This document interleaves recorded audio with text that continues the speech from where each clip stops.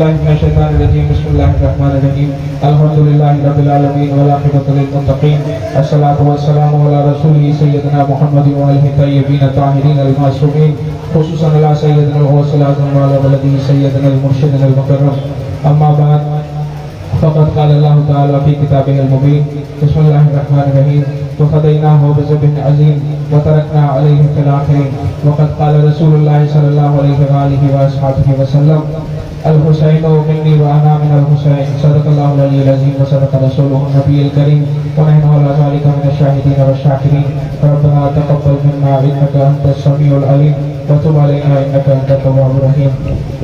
बिरादरान तरीक़त व आज़ादारान इमाम हुसैन अलैहिस्सलातु वस्सलाम, अस्सलामु अलैकुम व रहमतुल्लाहि व बारकातुहू। প্রত্যেক বছরের ন্যায় এবছরও দুসরা মুহররমের মাহফিলের জন্য আমরা এখানে আজকে জড়ো হয়েছি ইমাম হুসাইন আলাইহিসসালাতু ওয়াসসালামের সেই মহান আত্মত্যাগ ও কুরবানিকে অনুসরণ করার জন্য আজকে এখানে আমরা উপস্থিত আছি সবাই। সেই কুরবানির স্মরণ এর জন্য এই মাহফিল, এই মজলিস, যে মহান আত্মত্যাগ যার জন্য আজকে ইসলাম জীবিত আছে, এই আত্মত্যাগের কে আজকে আমরা স্মরণ করছি ইমাম হুসাইন আলাইহিসসালাতু ওয়াসসালামের, যেটা 1400 বছর আগে কারবালার মরুভূমিতে যে মহান আত্মত্যাগ পুরো ইতিহাসের মধ্যে কেউ করতে পারে না। বিরল বলাটাও ভুল হবে, ইতিহাসের মধ্যে এমন কোনো আত্মত্যাগ, এমন কোনো কোরবানি দেখা যায় না। আপনি এইটা এমনই একটা কোরবানি, আমার প্রিয় মুর্শিদের কাছে শুনতাম যে 1400 বছর থেকে মানুষ কাঁদছে এই কোরবানির জন্য। মাত্র যদি দেখা হয় ইতিহাসের পাতায় হয়তো 10 থেকে 12 ঘন্টার যুদ্ধ হয়েছিল ইমাম হুসাইন আলাইহিসসালাতু ওয়াসসালামের। সেই 10-12 ঘন্টার যুদ্ধের পরে সবাই যখন শহীদ হয়ে গেলেন, তো তারপর থেকে মানুষ কেটে যাচ্ছে ইমাম হুসাইন আলাইহিসসালাতু ওয়াসসালামের জন্য। আকাশ কেটেছে, বাতাস কেটেছে। ইতিহাসে পাওয়া যায়, আমাদের রিওয়ায়াতের মধ্যে পাওয়া যায় যে আকাশ থেকে রক্তপাত হয়েছে এবং যে কোনো জায়গায় যদি মদিনা শরীফে বা আরবের মধ্যে যেখান থেকে কোনো পাথর সরানো হতো, মাটি থেকে রক্ত বেরোতো। এটা ইমাম হুসাইন আলাইহিসসালাতু ওয়াসসালামের শোক প্রকাশ করার আল্লাহ পাকের একটা তরিকা আছে। কিছুক্ষণ আগে আমরাও পড়ছিলাম যে হোগা কভি না খতম ইয়ে মাতাম হুসাইন কা, জান্নাত মে ভি মানায়েঙ্গে হাম ইমাম হুসাইন কা। তো 1400 বছর ধরে মানুষ কেঁদে আসছেন। আমার প্রিয় মুর্শিদ লিখেছেন এটা যে আমরা এই ইমাম হুসাইন আলাইহিসসালাতু ওয়াসসালামের মাতম কোনোদিন শেষ হবে না, কাল কিয়ামত পর্যন্ত চলতে থাকবে। এমন কি যে জান্নাতেও যদি আল্লাহ পাক আমাদেরকে তৌফিক দেন, আমরা জান্নাতুল ফিরদাউসেও ইমাম হুসাইন আলাইহিসসালাতু ওয়াসসালামের জন্য ক্রন্দন করব, মাতম করব। যদি তখনও ওনার জন্য মাতম করা হয়, তাতেও আমরা যে হক আছে সেটা আদা করতে পারবো না। ইমাম হুসাইন আলাইহিসসালাতু ওয়াসসালামের জন্য সারা জীবন, ইমাম যায়নুল আবেদিন আলাইহিসসালাতু ওয়াসসালামের জীবন যদি দেখা হয়, উনি বলছেন ইমাম যায়নুল আবেদিন কারবালার ঘটনার পরে 25 বছর উনি হায়াতে ছিলেন। সারা বছর উনি কাঁদতেন, সব সময় কাঁদতেন। কোন খুশির অনুষ্ঠানে ইমাম যায়নুল আবেদিন যেতেন না। যেখানে ইমাম যায়নুল আবেদিন ক্রন্দন করতেন সেখানে শ্যাওলা পড়ে গেছিল শুধু ইমাম যায়নুল আবেদিনের অশ্রু পড়ে পড়ে সেই জায়গায়।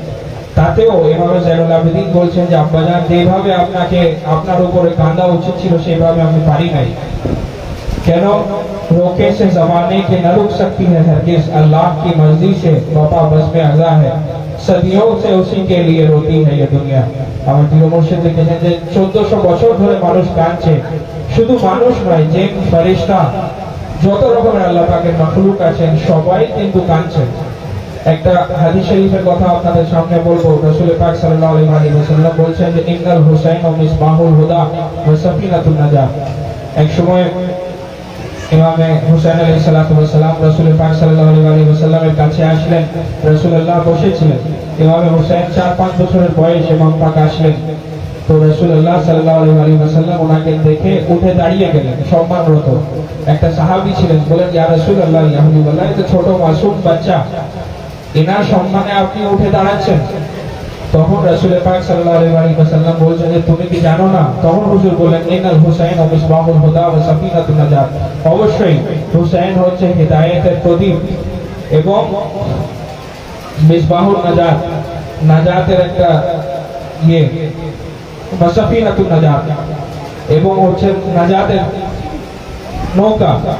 ইমাম হুসাইন আলাইহিস সালামের জন্য বলছেন, এবং বললেন যে এই কথাটা শুধু আমি বলছি না, এটা জান্নাতুল ফিরদাউসে লেখা আছে, জান্নাতুল ফিরদাউসে লেখা আছে। তার মানে এটা শুধু মানব জাতির জন্য না, আল্লাহ পাকের যত মাখলুক আছে সবারই জন্য, যে ইমাম পাক হচ্ছেন হিদায়াতের আলো। যখন ইমাম পাক মনে করলেন যে না, এর বিরুদ্ধে যদি আমি উঠে না দাঁড়াই তো কালকে কিয়ামতের দিন আমি কি জবাব দেব। এই যে কিছুক্ষণ আগে আপনাদের সামনে আমি হাদিস শরীফ পড়লাম যে আল হুসাইন মিন্নি ওয়া আনা মিনাল হুসাইন, আমি হুসাইন থেকে এবং হুসাইন আমার থেকে। তো নানা থেকে নাতি হয় আমরা সবাই জানি, কিন্তু নাতি থেকে নানা কি করে হয়? নাতি থেকে নানা এই জন্য যে যদি ইমাম হুসাইন আলাইহিস সালামের যদি সেই মহান আত্মত্যাগ না হতো তো ইসলাম বলে কিছু থাকতো না, ইসলাম ধ্বংস হয়ে যেত। ইমাম হুসাইন আলাইহিস সালাম শুধু সঠিক ইসলামের উদ্দেশ্যের জন্য ইমাম পাক বেরিয়েছিলেন, ইসলামের পেগাম প্রচার করার জন্য।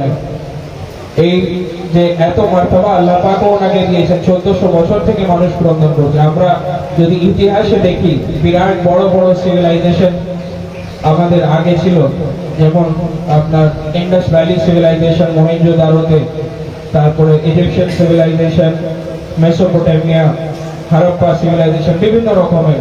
তারপরে মোগলদের সাম্রাজ্যের সময় আমরা শুনেছি ইতিহাসের মধ্যে মোগলদের একটা পিরিয়ড ছিল, ওরা রাজত্ব করত। তার আগে দিল্লি সালতানাত ছিল। এরকম বিভিন্ন এক একটা বাদশার এক একটা সময় চলে গেছে। আজকে যদি যাওয়া হয় বিরাট বিরাট রাজাদের মহল আপনি দেখতে পারবেন সব খণ্ডর হয়ে গেছে, কেউ যায় না, কেউ জিজ্ঞাসা করে না। কিন্তু এই এমন একটা সিভিলাইজেশন ইমাম হুসাইন আলাইহিস সালাম সেই কারবালার মাটিতে উনি প্রথম মুহররমুল হারাম পৌঁছিয়েছেন এবং 10ই মুহররমুল হারামে উনি শহীদ হয়ে গেছেন। এই 10 দিনের মধ্যে ইমাম হুসাইন আলাইহিস সালাম এমন একটা সিভিলাইজেশন তৈরি করেছেন 1400 বছর পর্যন্ত এটা শেষ হচ্ছে না, বাড়ছে দিন দিন। যেখানে আপনি যাবেন হুসাইনি মুসলমান বাড়ছে। এক জায়গায় যদি কেউ কোনো রকম ভাবে এটাকে বন্ধ করার চেষ্টা করে আরো 10 জায়গায় এটা বেড়ে যায়, কোনো সময় এটা কমবে না। কেন? আল্লাহ কি মর্জি সে ওয়াফা বজমে আল্লাহ হে, রোকে সে জমানে কে না রুক সকতি হে নরগিজ। যতই মানুষ চেষ্টা করুক, মানুষের দ্বারায় যে তৈরি করা সিভিলাইজেশন গুলো ধ্বংস হয়ে গেল, কিন্তু আল্লাহ পাকের দ্বারায় যে আল্লাহ পাক তৈরি করেছেন কারবালা, সেটা কিন্তু কিয়ামত পর্যন্ত শেষ হবে না এবং দিন দিন আরো বাড়তে থাকবে। কেন? আল্লাহর ইচ্ছাতে হচ্ছে। আমি 2-4টি কথা মাশায়েখের বলবো, তারপরে আমাদের মাওলানা সাহেব আছেন, ওনাকে একটু মুখতাসার বক্তৃতা করতে বলবো, তারপরে আমরা ইনশাআল্লাহ রওনা হব। যে আজকে আমি জিকির করতে চাইবো হুজুর ইমামে জাইনুল আবেদিন আলাইহিস সালামের জন্য, যে ওনার যে আত্মত্যাগ ছিল। আমরা শুনি যে কারবালার মধ্যে 72 জন শহীদ হয়েছেন ইমাম হুসাইনের সঙ্গে, কিন্তু ইমাম জাইনুল আবেদিন শুধু একজন পুরুষ মানুষ বেঁচে গেছিলেন, উনি কিন্তু শাহাদাত বরণ করেন নাই। তো ইমাম হুসাইন আলাইহিস সালাম যখন ওনার কাছে আসলেন সেই শোকসাতের জন্য, তো উনি বললেন, বেটা খুব অসুস্থ ছিলেন ইমাম জাইনুল আবেদিন, উনি বিছানাগত ছিলেন। তো ইমাম পাক ওনাকে তুললেন, অজ্ঞান ছিলেন ইমাম জাইনুল আবেদিন। ইমাম পাক ওনাকে ইমাম হুসাইন তুললেন এবং বললেন যে আমার শেষ সময় এবারে আমাকে যেতে হবে। তো ইমাম জাইনুল আবেদিন জিজ্ঞাসা করছেন যে আব্বাজান ভাইয়া আলী আকবর নেই? তো ইমাম হুসাইন বলছেন যে না, কাজ করছিলাম, উনি শহীদ হয়ে গেছে। তারপরে জিজ্ঞাসা করছেন চাচা আব্বাস নেই? তো ইমাম হুসাইন বলছেন যে না, উনিও কাজ করছিলাম, শহীদ হয়ে গেছে, কেউ নেই। তারপরে জিজ্ঞাসা করছেন যে কাসিম নেই? তো উনি বলছেন যে না, কাসিমও শহীদ হয়ে গেছে। যখন বারবার জিজ্ঞাসা করছেন ইমাম জাইনুল আবেদিন, তো ইমাম হুসাইন বলছেন যে তুমি কার কার জন্য জিজ্ঞাসা করবো, সবাই শহীদ হয়ে গেছেন। এই কথা মনে রাখো, শুধু তুমি আছো আর আমি আছি, কিন্তু তোমার উপরে ইমামতের দায়িত্ব আমি দিয়ে যাচ্ছি। তোমার জন্য শাহাদাত নেই, বরঞ্চ তোমার জন্য শাহাদাতের থেকে বড় কোরবানি আছে। তোমার একটা বিরাট দায়িত্ব তোমাকে দিয়ে যাচ্ছি, যেটা তোমাকে পালন করতে হবে। ইমাম পাক গেলেন এবং কারবালা পাকে ইমাম পাক শহীদ হয়ে গেলেন।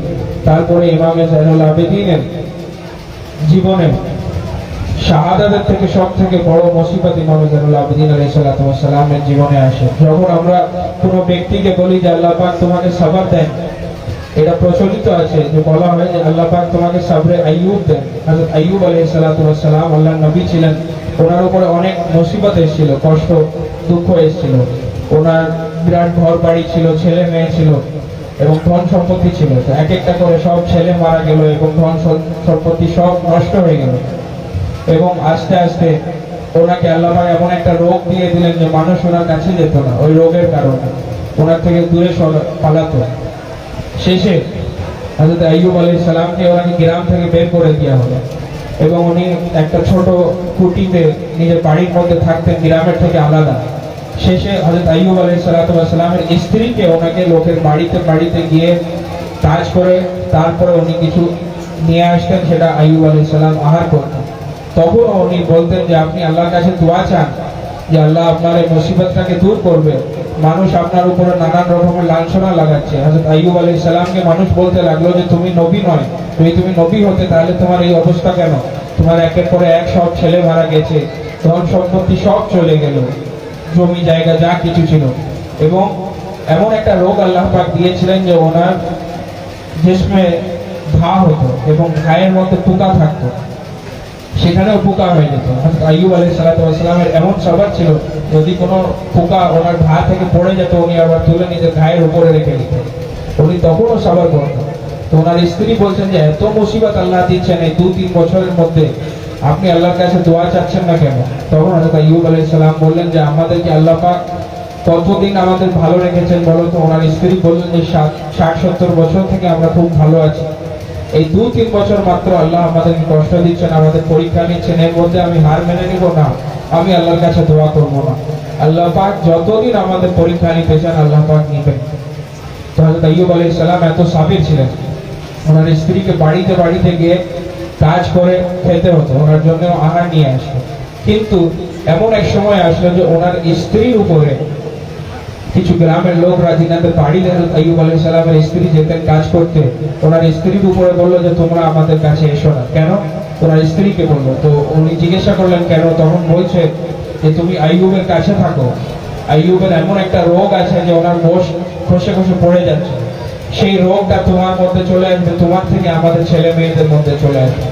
তো আমরা চাই না যে তুমি এসো আমাদের কাছে, তুমি চলে যাও। যখন বলার ছিল তখন আইয়ুব আলাইহিস সালাম আর সহ্য করতে পারলেন না, উনি তখন আল্লাহ পাকের কাছে দোয়া চাইলেন যে আল্লাহ আর আমি সহ্য করতে পারছি না, কেন? যতক্ষণ পর্যন্ত তুমি জান মালে আমার কোরবানি দিলে, আমার ছেলে মেয়েদেরকে দিলে, ধন সম্পত্তি দিলে, সব কিছু দিলাম, কিন্তু এখন আমার বাড়ির ইজ্জতের ব্যাপার আমি সহ্য করতে পারবো না। চিন্তা করেন যে ইমামে জাইনুল আবেদিন আলাইহিস সালাম কতটা সাবির ছিলেন। যেখানে হযরত আইয়ুব আলাইহিস সালামের সবার শেষ হয়, সেখানে ইমামে জাইনুল আবেদিন আলাইহিস সালামের সবার শুরু। ওনাকে খানদানের মহিলাদের সঙ্গে বেরেদা করে ওনাদের চাদরকে কেড়ে নিয়ে ইমামে জাইনুল আবেদিন আলাইহিস সালামকে বন্দী করে মহিলাদের সঙ্গে বাজারে নিয়ে যাওয়া হলো। কোন খানদানের মহিলা? যিনাদের জন্য আয়াতে তাথীর এসেছে, ইন্নামা ইউরিদুল্লাহু লিইয়ুযহিবা আনকুম রিজসা আহলাল বাইতি ওয়া ইউতাহহিরাকুম তাথীরা, যিনাদেরকে আল্লাহ পাক পরিষ্কার পরিচ্ছন্ন করেছেন, সেই খানদানের পাক মহিলাদেরকে বিনা চাদরে নিয়ে যাওয়া হলো কুফার গলিতে বাজারে, এবং ওনাদের উপরে নানান রকমের লাঞ্ছনা লাগানো হলো, ওনাদেরকে বাঘী বলা হলো, বিদ্রোহী বলা হলো, ওনাদের উপর পাথর ছুড়লো। কেউ ইতিহাসে আছে যে কয়লা পর্যন্ত এনাদের উপরে ছোড়া হয়েছে, গরম পানি যারা কিছু পেত না গরম বালু মারত, এই অবস্থায় এনাদেরকে নেওয়া হয়েছে। যখন ইমাম জাইনুল আবেদিন আলাইহিস সালামকে একজন জিজ্ঞাসা করলো যে সব থেকে বেশি কষ্ট কোথায় হয়েছে বলা, তো ইমাম জাইনুল আবেদিন 3 বার বললেন যে শাম আর শাম আর শাম, আমি শামের মধ্যে সব থেকে বেশি কষ্ট পেয়েছি।